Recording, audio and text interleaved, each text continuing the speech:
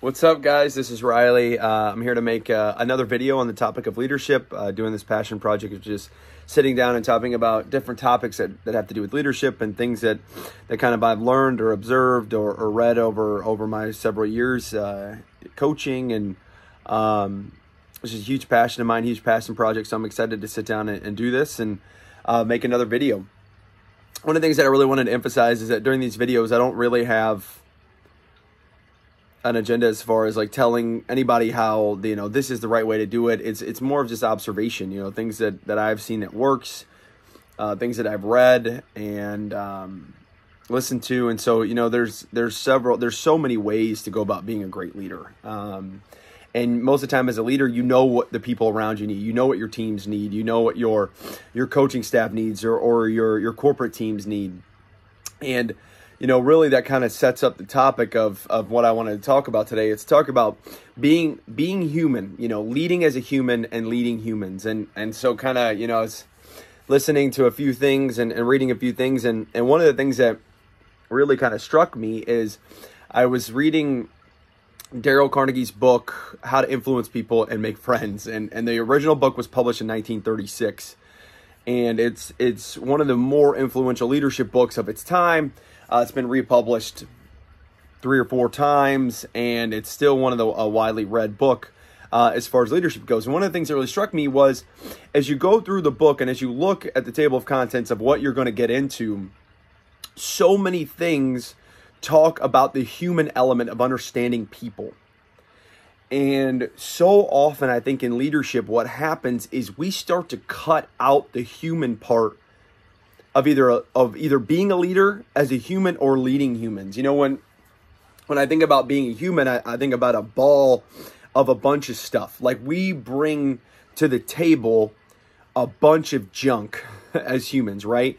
And junk may not be the correct word to say, but we bring our own insecurities. We bring our own goals, passions, backgrounds, hurts, pains, goals, wants, needs. We bring a bunch of different things to the table, and it requires a leader to not necessarily lead from this robotic idea of this is how we do things, but yet this idea that the leader themselves have to bring their human qualities to the table. And I think one of the times, I think, and especially in the sports profession, you can see that coaches and leaders become almost this like untouchable, larger than life thing, and a lot of that has to do with we're not involved in the day-to-day. And I think that can happen with CEOs and I'm with great leaders across any sort of genre of work. But one of the things that I think that gets discredited is that how those leaders get to be so influential, and they get to be influential through the humanness of how they connect with the people around them. In the first video, I talked about authentic relationships and setting a foundation of authentic relationships through small interactions. The way you interact with people. Are you leading with sarcasm? Are you leading with encouragement? Are you leading with a hello and hi, or are you walking by, right? And so are you building relationships and connection, or are you breaking them and putting them on pause? And I think those kind of, those connections and those authentic relationships and those kind of process, I wouldn't say processing points, but those kind of like points in the road where you build that authentic relationship through those connections is that we identify the human elements of the people around us and the people that we're leading, and I'll use myself as an example. For me, I bring so many things to the table as an assistant coach.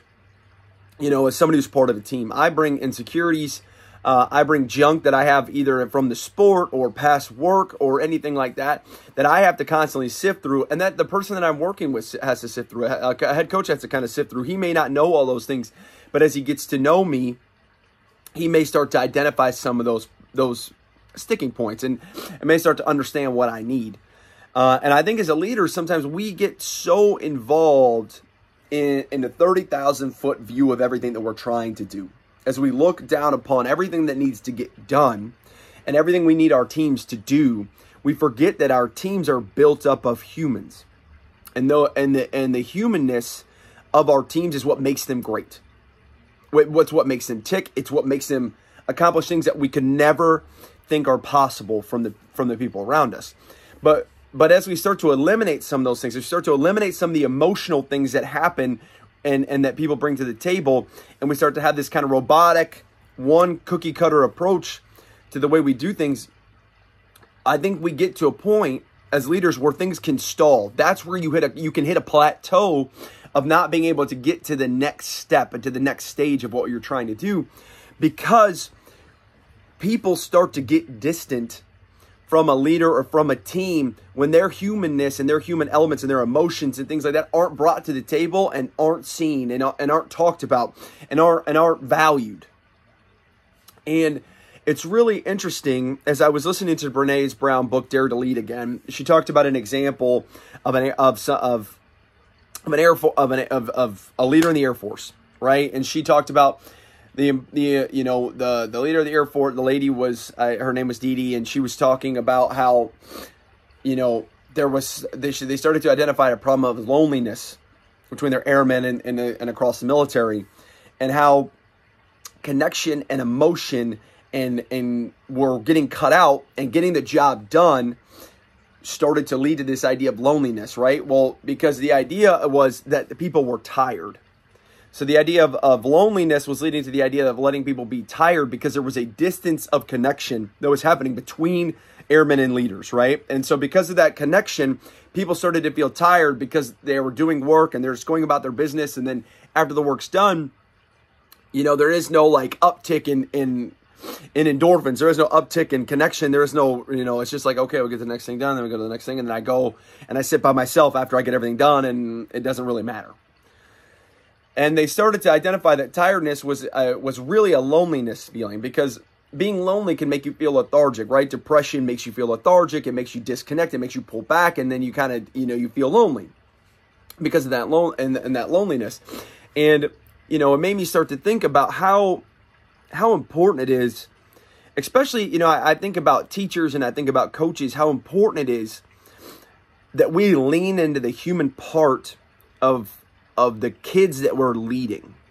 And I think that we all understand, because we've all been there, the vulnerability and the tough emotional state that it is from 14 to 22, right? And I say 14 to 22, that seems like a big span, but as you think about high school coaches and they think about college coaches, they deal with there are different emotions that come along with those things, and there's different needs and wants, because I do think 14 to 18 is a lot different than 18 to 22, but across that span, as we deal with those kids and as teachers deal with those kids, when we don't identify the human part of it, we don't identify and understand and recognize the emotional part of what we're dealing with, then we can totally start to disconnect and start to distance ourselves from the people that we're leading, and those people can start to feel lonely.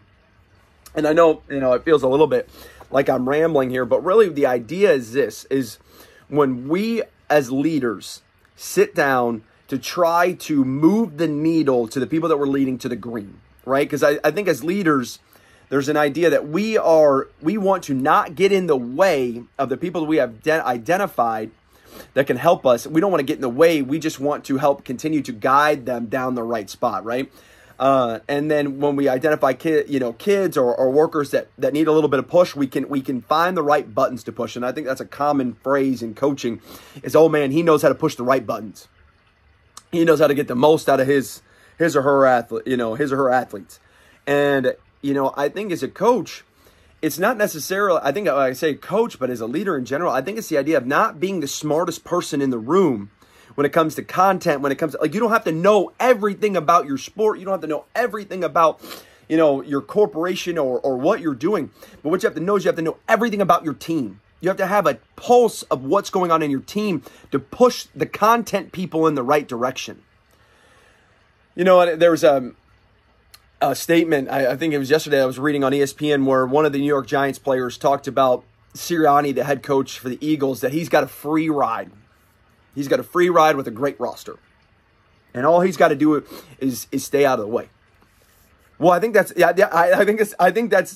in an essence the idea of leadership. Is to identify what the problems are, find the right people to help, put them in position to succeed, and then get the heck out of the way, but also make sure that you are creating boundaries to keep everything going in the right direction. Well, how do you do that, right? How do we create the parameters around the people that we're leading and our teams?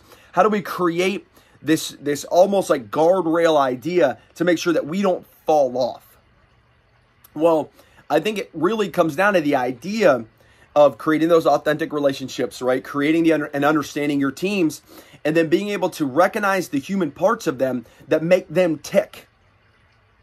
Because when we do that, the content or whatever we're doing will always drive us forward, right? Like, I think of football as an example. Like, the content, in my opinion, is this: lifting weights, understanding whatever schemes you're trying to do, and practicing hard, right? Getting guys to practice hard. Well, those three things are going to happen regardless, right? Like, we're going to lift weights, we're going to install our schemes, and we're going to practice. Well, then how do we get our kids and the people involved? How do we uptick that to keep them going in the right direction, and then also be able to maybe give it a little bit of extra push?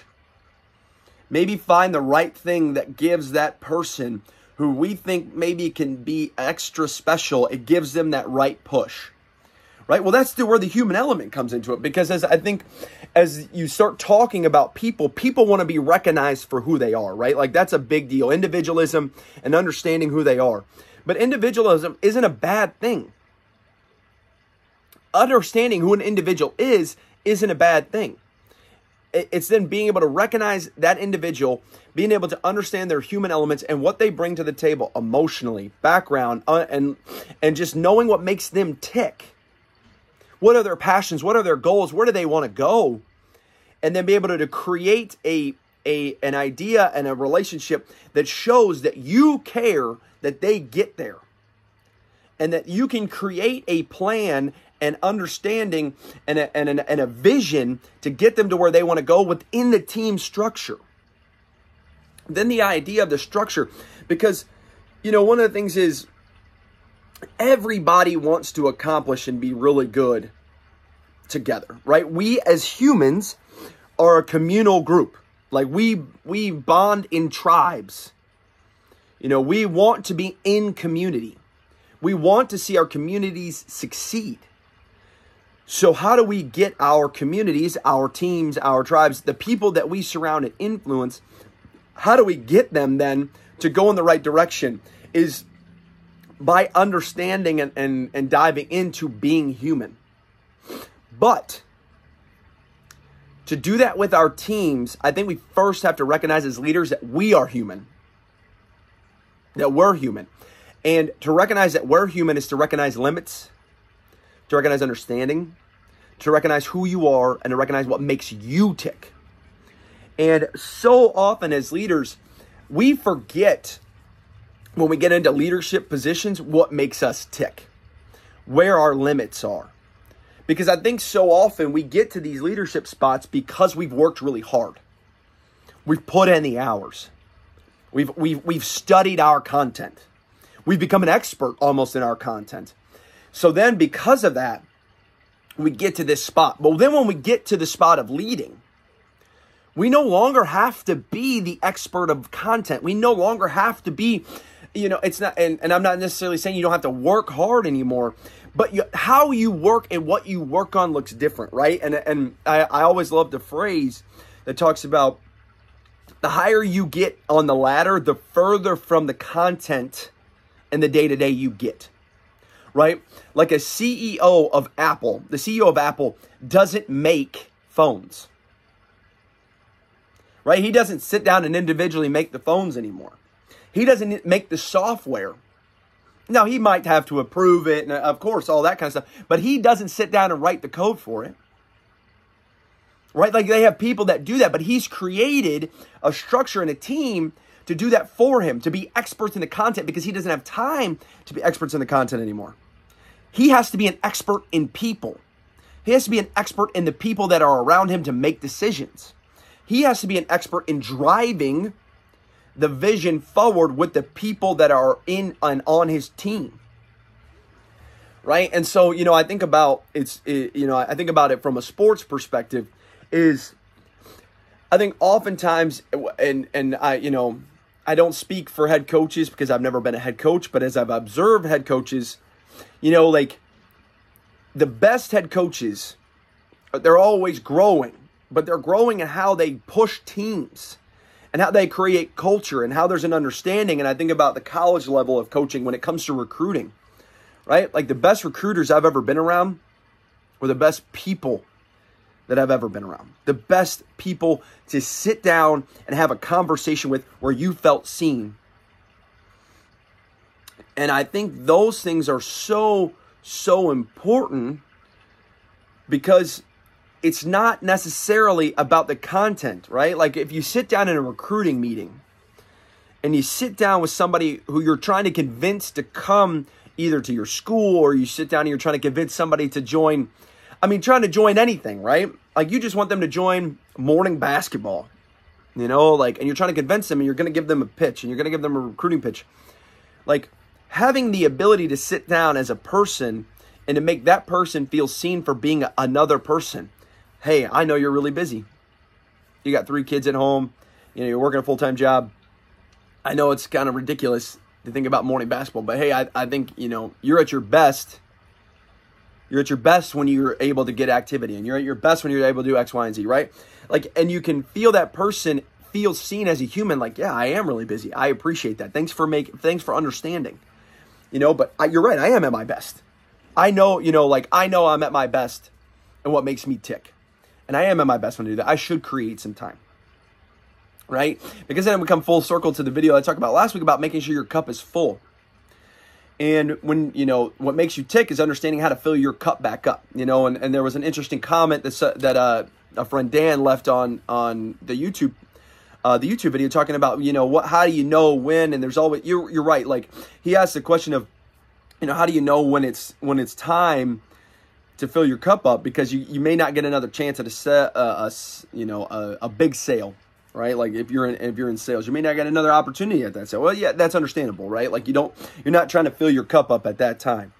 But understanding what makes you tick to find things that make sure you can fill your cup up as a leader is identifying yourself as a human, that you have needs, and if you don't get those needs met, you are not at your best, right? And so to shift back to the topic of leading humans and being human, I think we can truly discredit ourselves when we start to think too much about what we're doing and not thinking enough about who we're doing it with. And it's so important to have a better understanding of who you're doing things with than the content that you're doing, because the content will continue to take care of itself. That's why people are doing what they're doing, right? People get involved in sports because they want to play. They want to grow. Coaches get into sports because they want to coach and get better at what they're coaching. Some of that stuff will happen naturally through intrinsic motivation because it's what they want to do. But maybe how do you inspire them to do a little bit more? How do you inspire them to adapt? How do you inspire them to then be more than they think they can be? And I think those things are often overlooked. And I think as leaders, it's so important.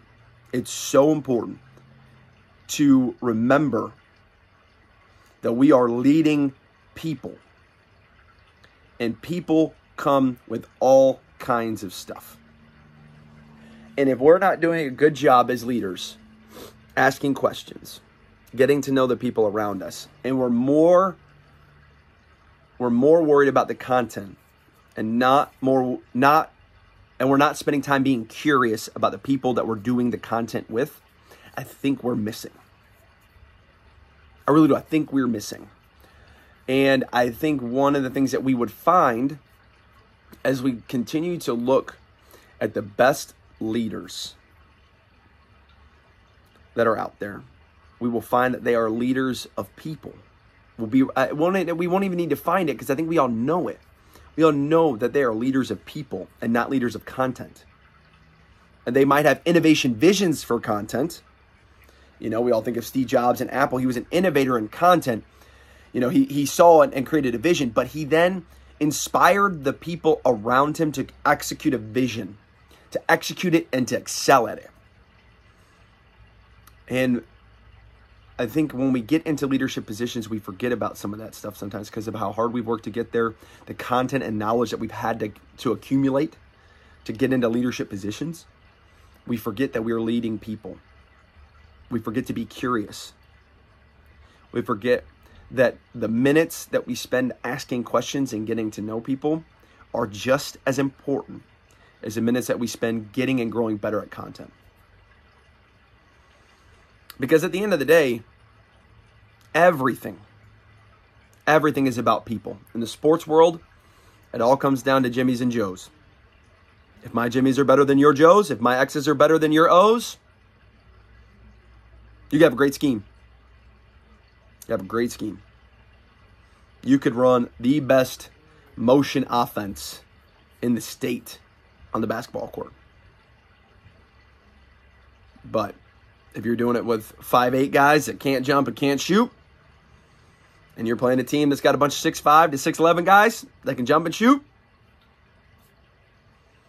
right? It's about people. It's about humans. It's about understanding the needs and the wants and desires of the humans around us. And we have to come back to the point that we are leading humans and that we are human and that we have to identify our wants and our needs and what's the next thing for us and where do we want to get to. And then find what inspires those around us to be better at the content we are in. But it's so fun. It's so fun as a leader to watch the people around you succeed at what you've cast vision for them to do.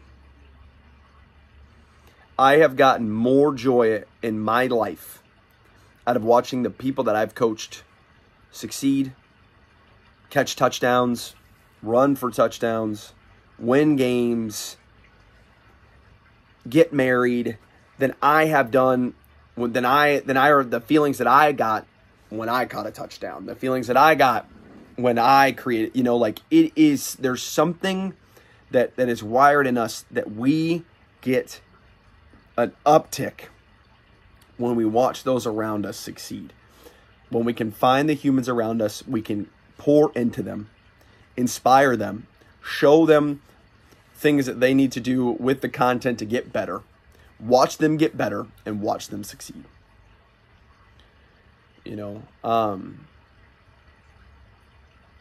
But it's so fun to do those things.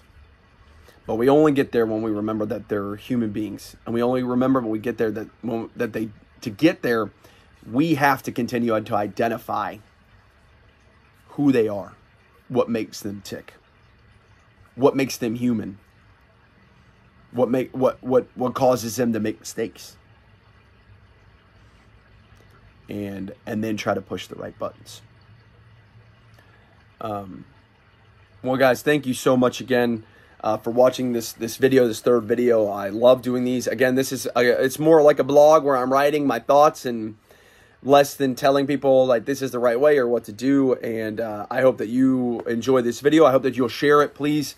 If you really do like this video, please share it. Retweet it, put it up on Instagram, or share it. Share the YouTube link on Facebook. And love to continue to engage with people who are watching these videos. Please leave a comment. Please feel free to send me a message on Twitter at CoachHill_24. And I just love doing this. I love connecting with people about this stuff. If you have recommendations also, if there's a book or a podcast that you think that I should check out, maybe something that contradicts anything that I say, that you say like, hey, I don't know if you've read this before. This kind of says X, Y, and Z differently than you're talking about. Please drop it in the comments on YouTube. Send it to me on Twitter. I would love to sit down and read it or listen to it. But again, thanks, guys. Thank you so much for your time, and I'll see you guys soon.